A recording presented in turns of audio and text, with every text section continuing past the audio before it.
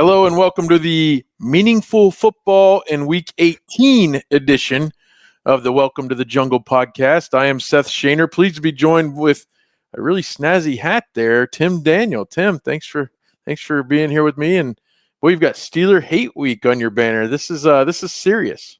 Yeah, I've said this the last Bengals Steelers game, that I'm normally pretty level-headed, even keeled. I can kind of live with it, like not get too high, not get too low. But Steeler week brings the worst fan out of me. So it's probably a week I'm just gonna take social media off my phone, so I don't tweet any insanities about how much I hate them. But I legit hate the Steelers more than I hate Bad Vegetables, Nickelback, Creed. Nickelback. Yeah, my Steelers hatred knows no bounds. So it's Steeler Hate Week. Okay. All right. Well, hey, I am mostly there with you. And I said meaningful football, and it's going to be meaningful no matter what, because the NFL has put the Bengals and the Steelers in the 8 p.m. Saturday night window. Yeah. And with the standalone game, it's the most, I think, 5 primetime games this year, the most of any team in the league. And of course, they flexed out of a Thursday nighter with the Browns earlier. So that would have been interesting. And it's meaningful because the Bengals defeated the Broncos 30-24 Saturday night in overtime. And I know you did a show after the game live. Thanks for pulling that down. I was at my dad's 70th birthday party / dinner. And while we did get the game, I was like, yeah, I'm going to have to draw the line on this one. I can't jump on live during my dad's birthday. Absolutely not. Happy birthday, Dad. But so that's meaningful because of that, because the Broncos still need to lose. And because you can't count on the Browns for anything, the Dolphins need to lose, and the Bengals need to win their game against the Steelers. So the Bengals could win Saturday night, and we'll be sitting around Sunday trying to root for the right outcomes. Yeah, and the Bengals are favored in this game. I think that's really important to point out. Pittsburgh's been on a really bad losing streak, really, since Hard Knocks started. I mean, which is funny because the Bengals actually, when Hard Knocks started, and I got to admit something, I haven't watched one yet. Oh, man. I legit love it. I normally am like, whatever, I can deal with it. And maybe it's just the fact that my team's on there on a week-to-week basis. But I have really enjoyed the episodes, except for the Steelers stuff, because like Russell Wilson, they get Liev Schreiber to be the narrator. Like, Russell Wilson is the greatest Pittsburgh Steelers quarterback of all time. One time, he shaved his armpit with his Super Bowl trophy he won in Seattle with Pete Carroll. It's like, Jesus, we get it. Like, also, he's not very good anymore. No, he's not that great. And I loved the athletic football show a couple years ago when Nate Tice was on there. Nate was actually like a backup quarterback at Wisconsin when Russell Wilson was there. And the funny thing is he told these stories while still saying, yeah, he's an okay guy. He's not a bad guy, talking about Russell Wilson, but he would tell these stories and it's like, oh my goodness, he's so fake. And he's so like, everything is a prep. He's prep for every single little thing. Yeah, he's basically a robot.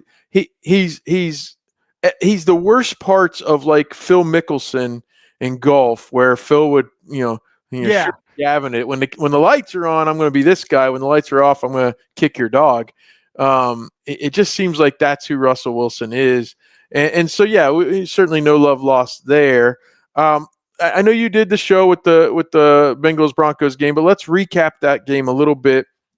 I made sure we didn't get too deep into statistics because that's all right. Yeah, we'll go over some of the stats here, but also I want to talk about the game because it was one of the first with my kids' stuff and things like that. Sometimes I'm in and out. Sometimes I'm DVRing. Sometimes I'm catching up. Like this game, I watched pretty much start to finish, except for when I was eating some chicken and noodles and mashed potatoes and things like that at the dinner.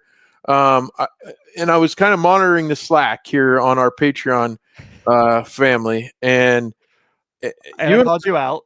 you and I are going to talk a little bit about Zac Taylor.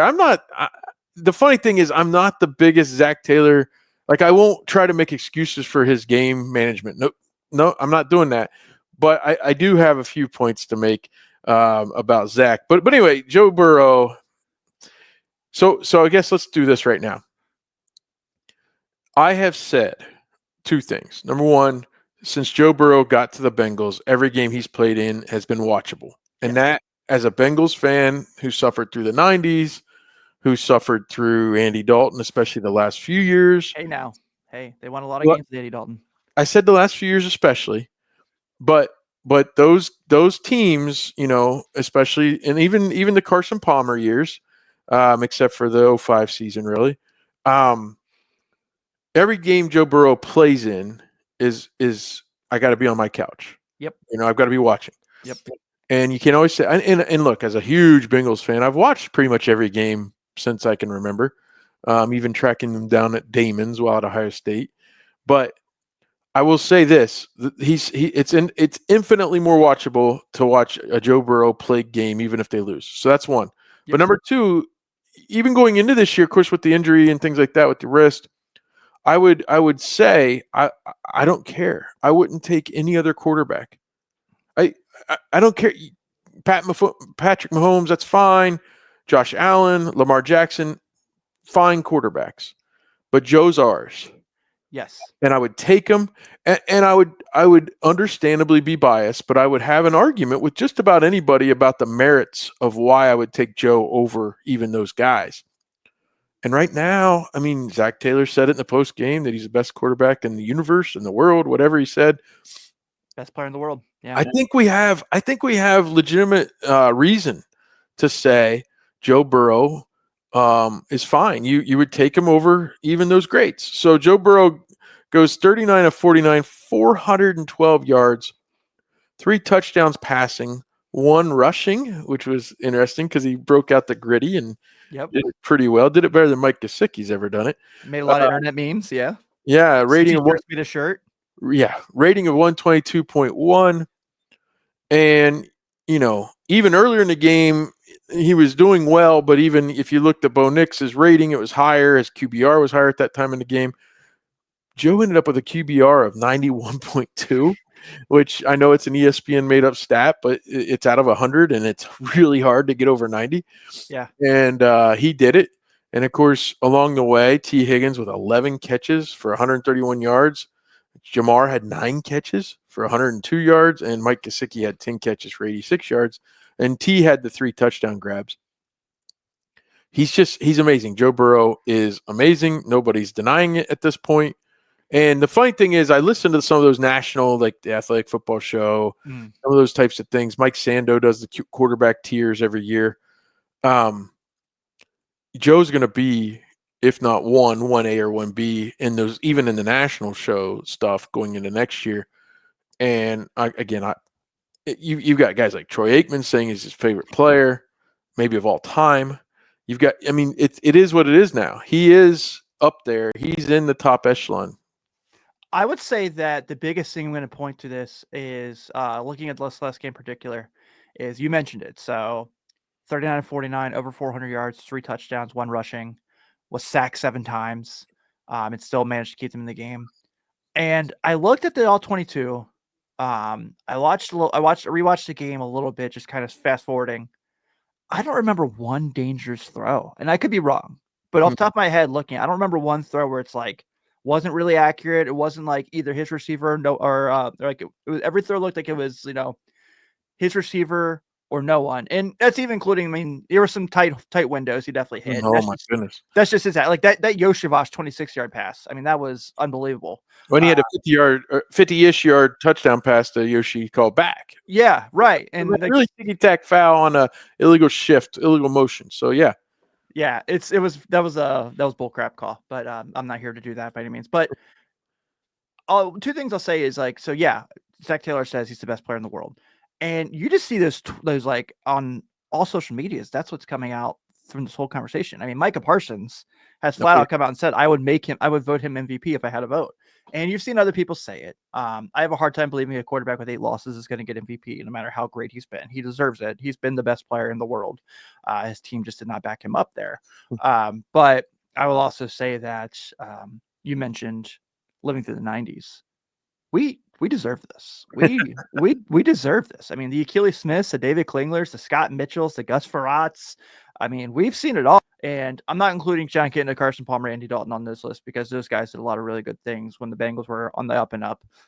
But we earned this. Like, all the hell we sat through, the 0-8 start to the year when Carson Palmer gets hurt and Ryan Fitzpatrick's the quarterback and they barely beat Jacksonville to get their first win, we deserve Joe Well, Burrow. the only problem at this point, and you brought up those names.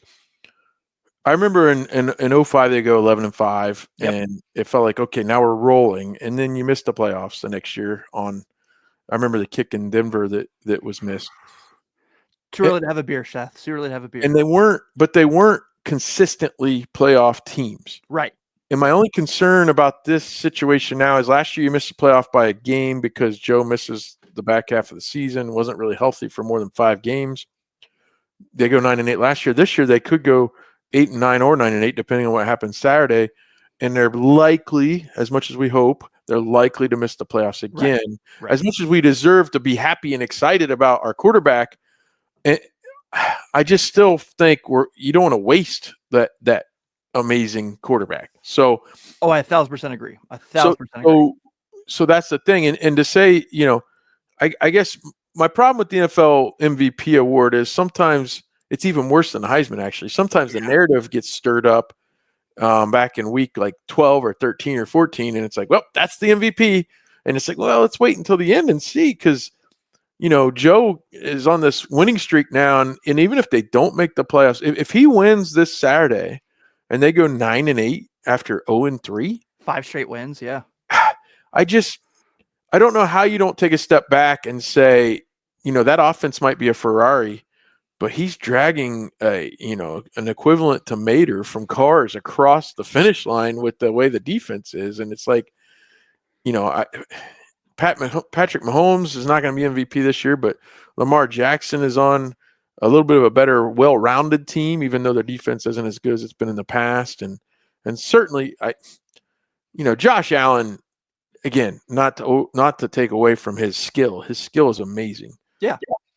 My opinion is, until we see him do it in the playoffs, Josh Allen is a regular season, and Lamar too, I guess, in some ways, regular season quarterback who across the long season is good, but what have they done in the postseason? And I guarantee you this: nobody in Buffalo wants this to shake out where Joe's coming. Absolutely not.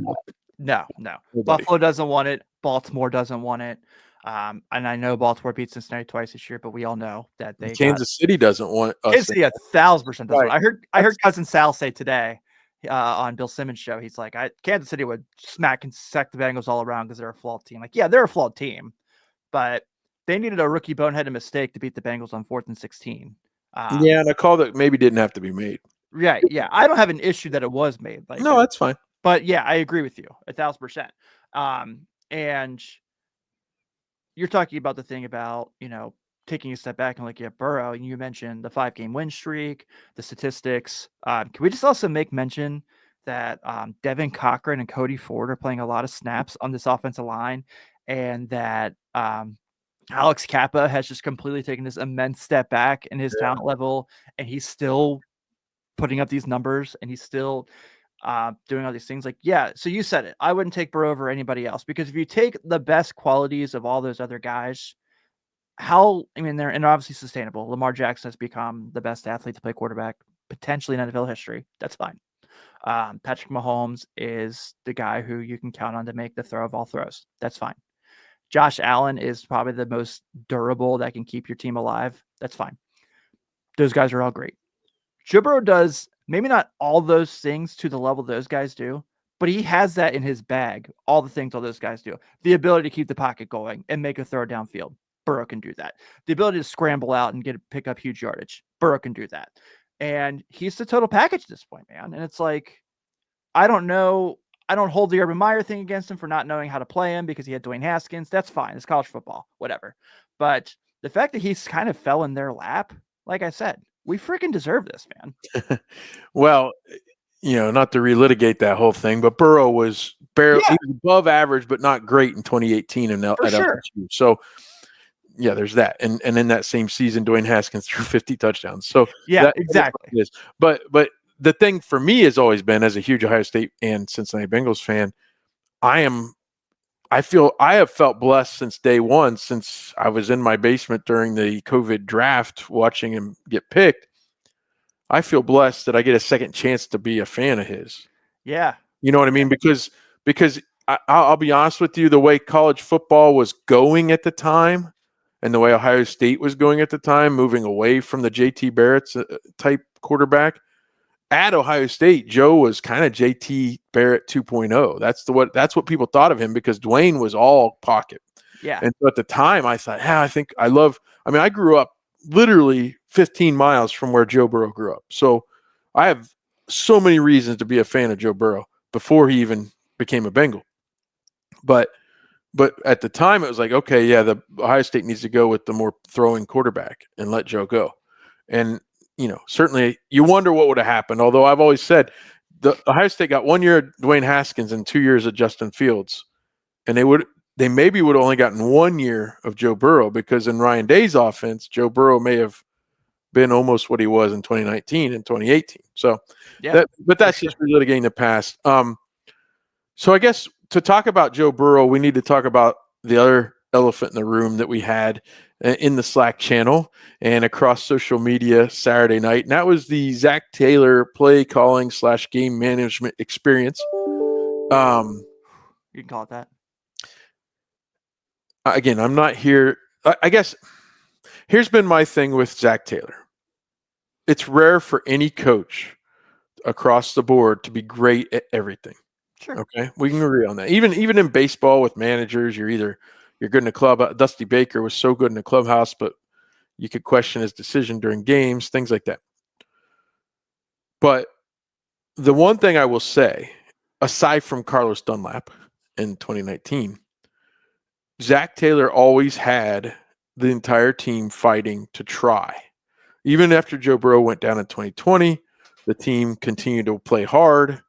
In 2019, they were still trying to piece things together. But again, aside from Carlos Dunlap basically wanting his veterans days every week, and Lou saying, no, you got to practice because I've never seen you play as a member of my team. The players have always played for Zac. Now you're seeing a chink in the armor this year. I admit that completely. And you're seeing Joe Burrow ascend to a point where he's not prima donna Aaron Rodgers level, but Joe Burrow has much more ownership of this team now than he did 2-3 years ago. Absolutely. So admitting that, and admitting that could cause some rifts when it comes to Zac Taylor. I have mostly said, all right, the results will be fine in the long run. Now, the choices. When they ran it on third down on that first drive up the middle, I said, okay, you're doing that because you're trying to get it to where you can get a 4th and 1 or 2, and you're going to pass it. Okay, you're going for it on fourth down. I'm totally fine with that. I think most of us were fine. Yeah. But then they battering ram it up the middle again when you have Joe Burrow. No, I wasn't fine with that. The next time, and again, I'm in a room full of people while also looking at the Slack channel, so I'm hearing opinions. Back ahead, you're going. Oh no, Tim's pissed. Tim's gonna have something to say. No, it's fine, and I don't think. Again, I'm not. I guess in my friend group, when it comes to Ohio State football or Bengals football, or even the Reds and Ohio State basketball too, I'm usually the more level-headed, like, hey, let's let this play out. Whereas I get the text the first drive of an Ohio State game, and one of my friends is like, oh, the whole coaching staff needs fired at halftime. And it's like, wait a minute, come on, let's watch the game play out. Because a 60-minute football game plus overtime, as it were this past week, you run the ball up the middle twice on that first drive. Every play matters. I agree with that completely. But at the same time, you might be, okay, later in the game when you go for it in a similar circumstance, you may be setting up something else. But yes, we can break down every decision he makes and say, oh, he's not that great a game manager. And the time management at the end of the game, that was pretty bad too. So, no, I'm not coming on here to defend Zac Taylor, but I guess I will say overall with what he's been given to work with, especially on the defensive end with the personnel this year, I still think the team rallies around the guy, and he's got that like that buy-in more than Marvin probably did in most of his years. All we can do is go on our experience of our own fanhood, right? And I don't know. I guess I'm not. If you told me Bill Belichick in his prime was going to come next year, I'd say get rid of Zach Taylor now. Yeah. Okay, so don't misunderstand me. I'm not sitting here saying Zach Taylor is going to the Hall of Fame, but man, you guys were pretty rough on him there. Oh my God. So I did the thing where I asked for questions from the Mhm. Slack channel, and of course, all of them are pretty brutal towards Zach Taylor. So Yeah. instead of going one by one and like answering them all, I'm just gonna group them together because they're all the general consensus. So 1 second. Pretty brutal in a game they won to keep their playoff hopes alive against a top 5 defense. oh, 1,000% agreeing with you. So Brandon Cambick. If Macaulay Culkin is Burrow, does that make Catherine O'Hara Zach Taylor a negligent parent? That was very funny. Um, I'm repeating this. This may not come off as NSFW. So if you're listening to this in the office, this guy's name, Mike the Slut. Why does Zach Taylor keep doing psychic damage to me? James Urban. Do you know how to do basic clock management? Sorry, you can't be the Bengals head coach. It's in the contract. And then he actually had a real question that we'll answer the two that are legit questions here in a second. Okay, so here's what I will say. I 1,000% agree with you that it's awesome that the players ride or die for him. Mm-hmm. I do think that has taken a step back a little bit. It has. Especially you saw, the infamous Commanders video, Monday night video, and Joe and Zach go into a room by themselves and hash it out. The Titans conversation, which Hard Knocks kind of said was not as showed this week. It was not as dramatic as Yeah, it but looked. the Bengals get approval on Exactly. that kind Exactly. of stuff too. So Yeah, and I think that most part, I think he wants what we want. There's a reason he's sending Joe T and Jamar out there for every coin toss now. It's not, it's to send a message to the front office. And anyone thinks otherwise is wrong. This is not a ride out for Jack Taylor. This is not a let's give T one more great day in Paycor Stadium. This is my team. Mhm. And I think that the walkout did a really good job of talking about that this week and how awesome that was. So yes, I agree with all that stuff.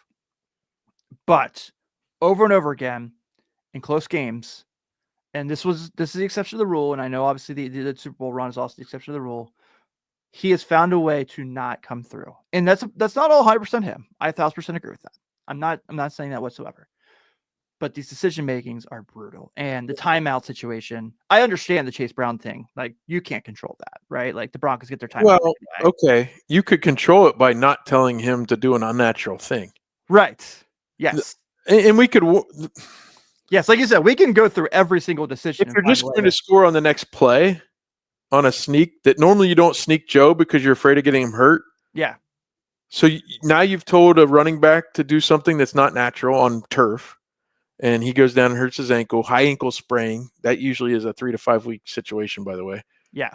So I did like what I saw from Khalil Herbert in his short time in the game. Yeah, he did a good job. Yeah. So you tell him to go down because you want to run clock or force them to take timeouts. But now you don't go. Now you score on a sneak on the very next play. You've saved 3 seconds. Yeah. Or you've spent 3 seconds. So that was odd. Now look, I said in the group of my family there, look, you're going to see, and this is before he doinked the field goal. Yeah.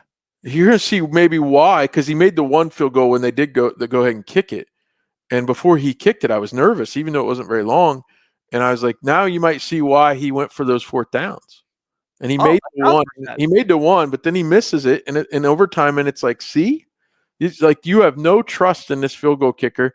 And actually, he probably had trust in Evan McPherson too long through the season because he was such a weapon from 55 and shorter distance throughout the big run in 21 and 2 that it was like, oh yeah, this is a huge weapon. And now this year he was a liability. Evan was to a certain extent, and York is certainly a liability. So again, I didn't question going for it on the first 2 4th downs. I questioned the first 4th down play call because you had just battering rammed it up the middle. And when you do that, you signal that you're going for it on 4th. And I think you signal. The NFL has always been different than college football. In college football, for the most offenses, not all, most offenses in college football on 3rd and 2 or 4th and 2 and shorter, it's a running play. A lot of times. Yeah. In the NFL, even going back to the 90s, it was if you were 3rd and 2 or 4th and 2, it might be 75% a throwing play, a passing play. especially when you And have Jamar Chase and exactly. T. Higgins and Mike So Gesicki, who has completely just abused his matchup the whole game. no, yeah. So I questioned the play call on the 4th and 2 or 4th and 1.5 on the first one. I certainly wish the at the end of the regulation, I wish the time management would have been better. And by the way, I saw the worst time management maybe ever in the Ohio State Michigan game. So both my teams can go to a seminar on how to use the clock. Ryan Day and Chip Kelly both have coached in the NFL. Chip Kelly's a head coach at 2 different places, and they didn't seem to understand how to use a 2-minute warning properly. And it is the first year it's been in college football, but that was crazy. That was Yeah. insane to me. But anyway, that aside, so again, Zac Taylor, yeah, you worry me and scare me quite a bit. And there have been games that have probably been lost, and that's why the messages you read are part of a vast group of Bengals fans who feel this way because the PTSD feeling of it.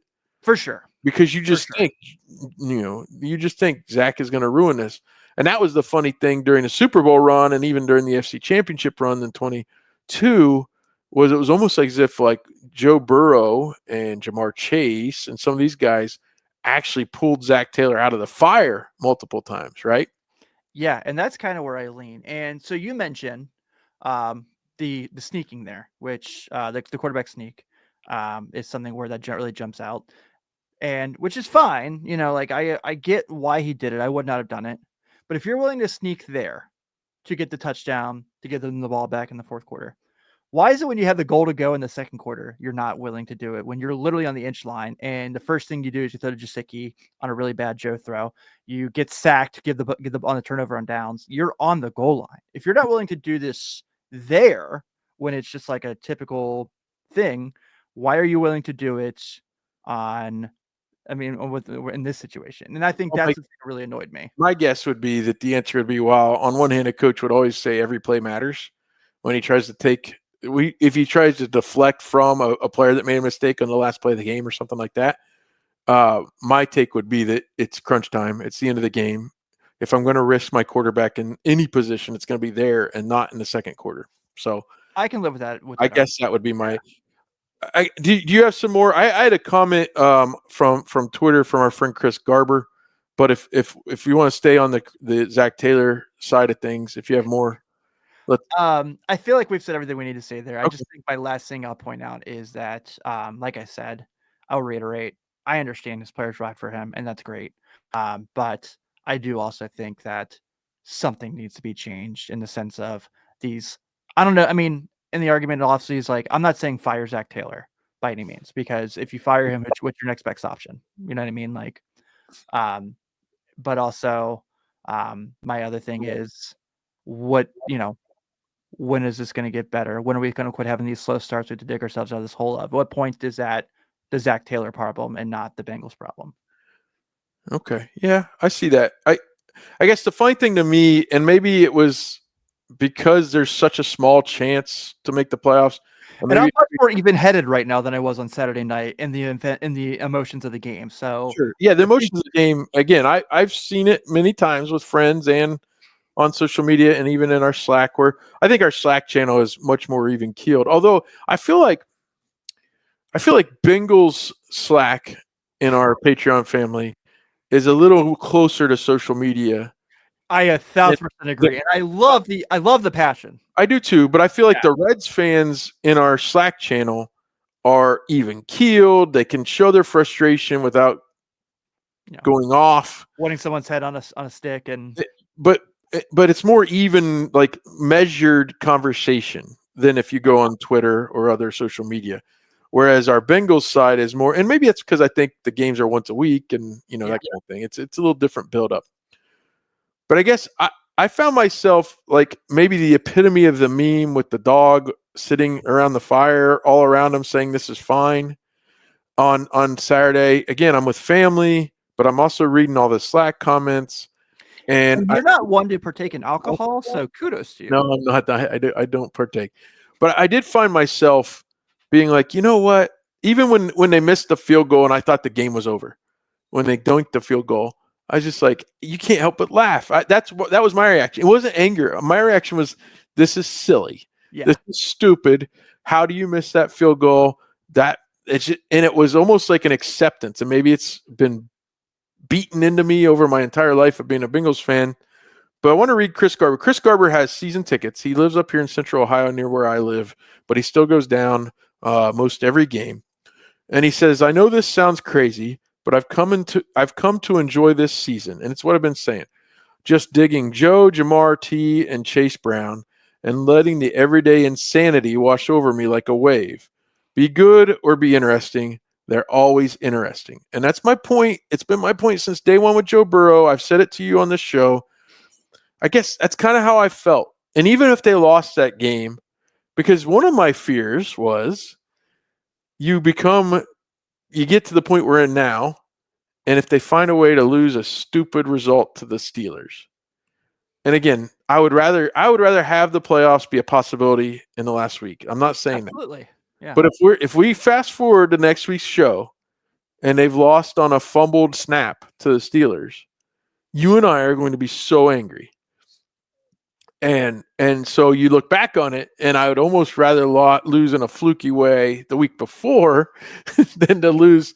Because if they lose that game and the Broncos and Dolphins both lose on Sunday, oh my God, that's going to be even worse. Yeah.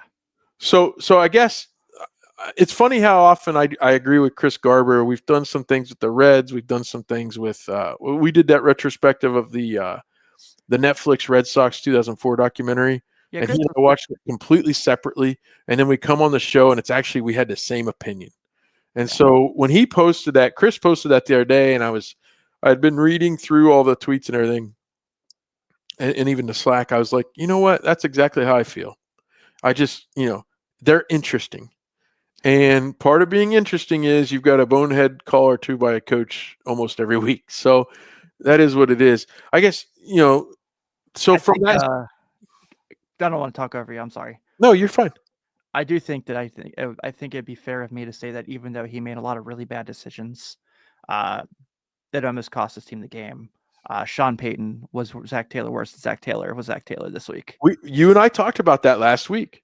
Yeah. I think Sean Payton's a good coach, but I've seen, especially at the end of his Saints career, his tenure with the Saints, and even now in these 2 years, the way he's dealt with Russell Wilson last year, the way some of his decisions, he thinks I guess maybe I'd rather have Zac Taylor be more of an aw shucks type guy and make a few boneheaded mistakes versus I think I'm better than everybody. I'm smarter than everybody in the stadium that Sean Payton projects. And then he makes the dumbest decisions sometimes. But I guess last thing on Zac Taylor, he's the designer of this offense. Yeah. And look, you give them good players. That's, you'd rather work with great players than try to figure this out with if Andre Yusufovs was your best receiver. Because you like to watch some of these other teams, and it's like, oh my goodness, how do you even watch this? Watching the Browns yesterday, rooting for them. Oh, gross. That was just hard. It was hard to watch. And I got to realize, man, we really have it good. So I guess I would say moving Jamar around, that, I was joking that, he ran that. I was mostly joking. He ran that ball back to back on 3rd and 4th down to try to set up something later. Well, you know what he did to set up something later? He threw the ball to Mike Gesicki like 7 or 8 times in the first half. And it's like, at one point, we're like, well, where's T been? Is T even out here? And all of a sudden, T goes off and has a huge game. But T didn't really have a catch until like mid to late second quarter, I think. Yeah, I took a many-time touchdown bet, and so I was really nervous there going into the second quarter. Yeah, because it hadn't happened yet. He hadn't even thrown his way at all. And you think about it, and it's really because they'd chipped away. The soft part of that defense was thrown to the tight end or thrown to the middle of the field, and he chipped away at that. And then all of a sudden, when it came time to win the game, your best player was players were going to be more open. So I guess that's where I'll give more credit to. Yeah. It's probably at this point, regular season wise, the most exciting moment in Cincinnati Bengals history at Paycor Stadium. Maybe it's the first offensive touchdown in overtime in franchise history. Yeah, that's true. That's upsetting. To keep you alive for your postseason when your quarterback is having the best season in franchise history. Now, I was at the Vikings game last year, and granted, it was Jake Browning, so you're on borrowed time at that point. But I was at that game, and playoff hopes were still kind of alive. And the T catch with the stretch. That was pretty incredible, yeah. Um, I was at the AJ Green Hail Mary. That was pretty cool. Yeah, the stadium was crazy. Honestly, even though it didn't really put them in the playoff hunt necessarily, the win over the 9-0 Chiefs back in I was at that game. Peter Works punt return. Yeah, that was the Marvin Lewis has arrived moment. Yeah, and Chad that Johnson. Chad Johnson has arrived moment. Yeah. Yes. So that was in that stadium as well. That was kind of big. Now, obviously, didn't yield playoff success, but it did set up a much better run in Bengals history than they'd been on. That could be a fun off-season show. We should bookmark this because All right. Yeah. I've had some. I was at the Seahawks overtime comeback game. I was at against Russell Wilson. Take that 3, you bum. Sorry, Seth. I've only been there for Bengals games 3 times actually, because really? I live up in Columbus, and it's just the way things have developed. Yeah, when UC played Ohio State, they played there, right? I was there for that. Yes. Yeah, I remember that. The funny thing about that was we're leaving, and that was the last weekend of Riverfront Stadium for the Reds. Mm-hmm. So because of the rain out on Friday night, I covered a high school football game Friday night. They played 2 games on Saturday and 1 game on Sunday to round out the stadium. And I had tickets to all 3. And I ended up, we went to the Reds game, the afternoon game. We left in like the 7th inning, went over to the Buckeye UC game at Paul Brown. And then we got back over to the Reds for the nightcap. And then we came back on Sunday. I stayed with my brother-in-law. And the funny thing is we left the Paul Brown. We're going down the stairs out of the stadium. And I said to my college roommate who was with me, and we were out of college at that point, but we went to the game. I said, "Hey, national championship, is still alive." And this UC fan next to me, he goes, "National championship? You didn't even have the best quarterback on the field today. You're not winning a national championship." And of course they did. They won the 0-2 title. And that season was filled with. And Craig Crowds loaded up a Bengal. So at one point. He did. Actually, he never played in a regular season game. That's right, because he was Carson's backup. I have messed that up because on Immaculate Grid, when it was Bears Bengals, I put Craig Krenzel. And it was wrong because he never appeared in a regular season game. Yeah. So, that season was crazy. So I was in Paul Brown for that. I saw the Dolphins beat the Bengals maybe in the opening year of Paul Brown when Achilles Smith would drop back and for some reason his hands would be up high as he looked down the field, and Jason Taylor came and grabbed the ball literally out of his hands because Zach Thomas was about to hit him as well. So I was at that game. I was at a rainy Thursday night game in 2007, I think, against the Ravens. I was at that game. Steve McNair lost to the Bengals in that game. I was at that game. Yeah. And then I was at the Vikings game last year. Yeah. So I had season tickets for a long time with my dad. Yeah. And so I got to see, and my cousins, and I've had some pretty cool moments that I've been this, but being up here in Columbus, especially before kids, we made it more of a sure. And it felt like we would do it like my high school best friend lived about a mile from us at our first house, and he's a big Bengals fan too. So he and his wife would come over. We would make it a day, like every week. So we just didn't really go down to the games much. All right, man.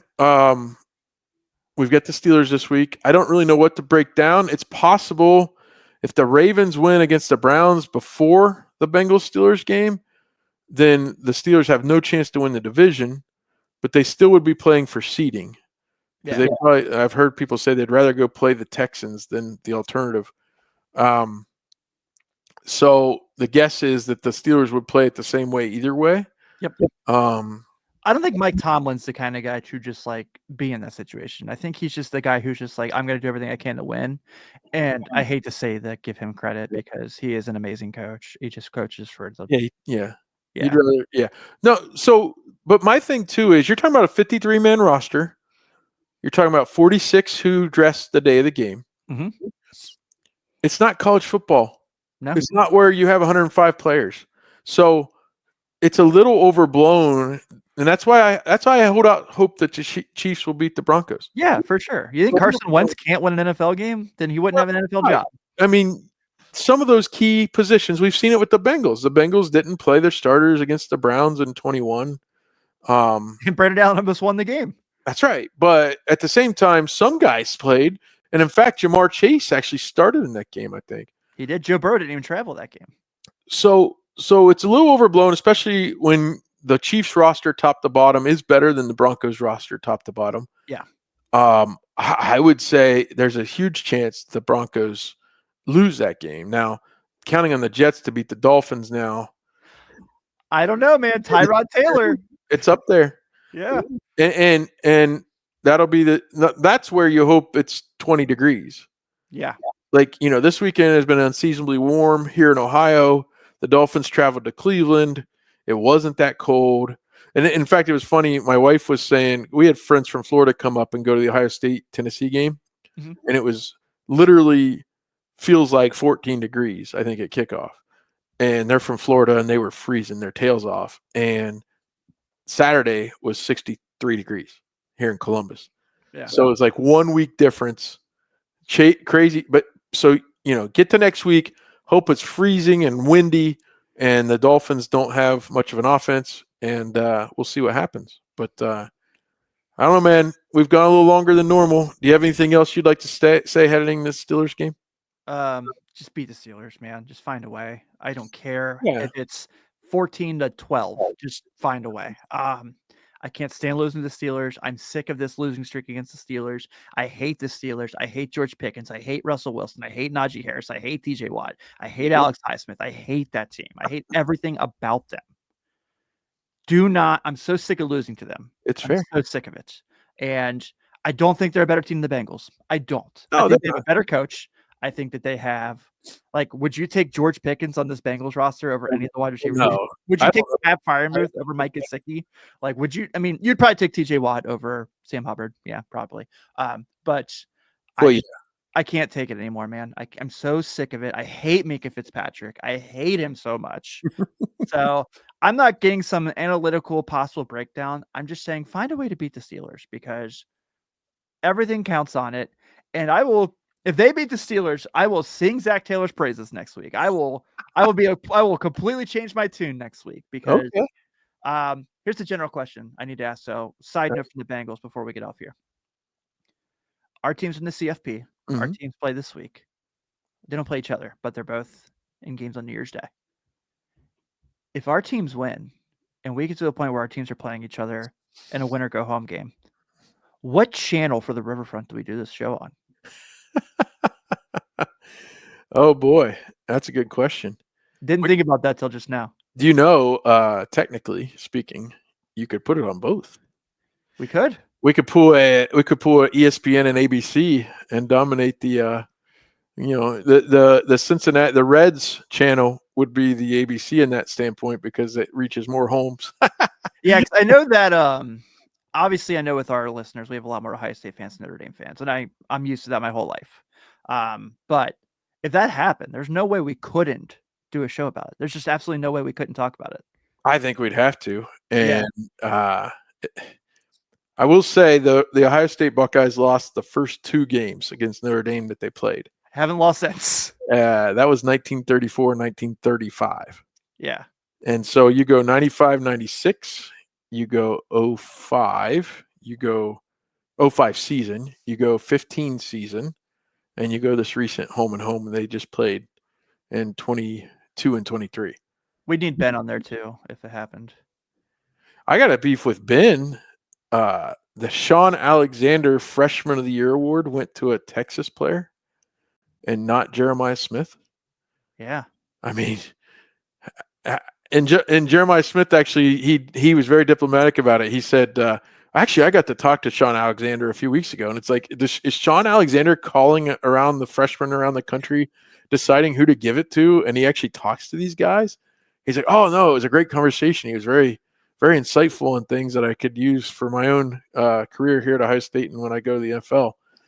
But Jeremiah Smith's going to make a lot of money regardless of that award. So Jeremiah Smith might be the best receiver in the playoffs. I think he is. I legit think he is. And he's a and he didn't win the award. But anyway, hey man, happy holidays to you. Happy holidays to everyone tuning in. Thanks so much. I think we've built this up a little bit over these last several weeks, and certainly the Bengals did us a favor. I think after 1 or 2 weeks of you and I doing this back in early November, late October, we thought, this is going to be a rough run. Zac Taylor, though, now 17-10 overall in the month of December as a coach. And most of that was with Burrow. I was going to say, take Burrow out of there. What's it look like? He's 7-7 without Joe Burrow. And that came on a bad 2019 and a bad 2020 team. So they are watchable at the end of the year. We've got to figure out how to win games in September. Yep. If they could do that, if they could figure out how to win a game or two in September, we wouldn't be having these heart attacks on week 17 and week 18. But Tim, thanks so much for everything, and have a great rest of your holidays. Thanks, Seth. See you, everybody.